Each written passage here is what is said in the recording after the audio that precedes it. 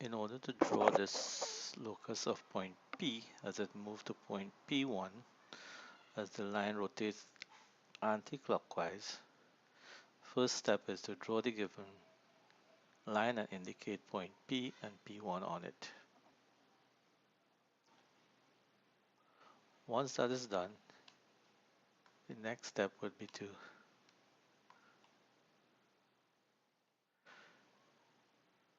draw on the opposite side the measurements of 25, 120, and draw a semicircle next, this semicircle on it.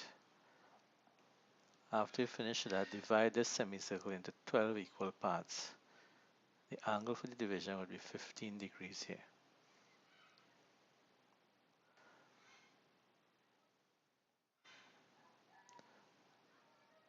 After completing this, the next step would be to divide P1 into 6 equal parts using your line division method. Step 4 would be to draw semicircles using O as the center. Draw these semicircles at these points here.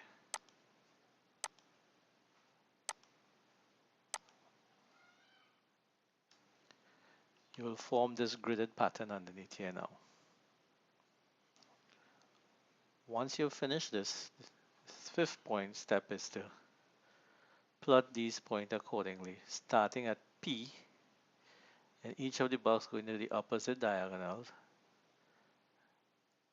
It will indicate all these points coming back till you reach the last one here. Then it will return back all the way going back down here.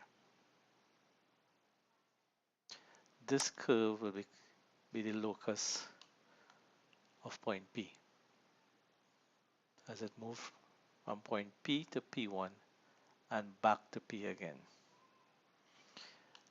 This here is your finished drawing, labeled with the numbers, indicate the locus of point P, direction of rotation, measurements.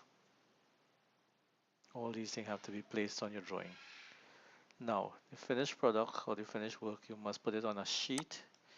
Use the 11 by 17 sheet layout. Use the scale of 1:1. It will fit on this page. You will have to draw up your ticker block and present your drawing like this.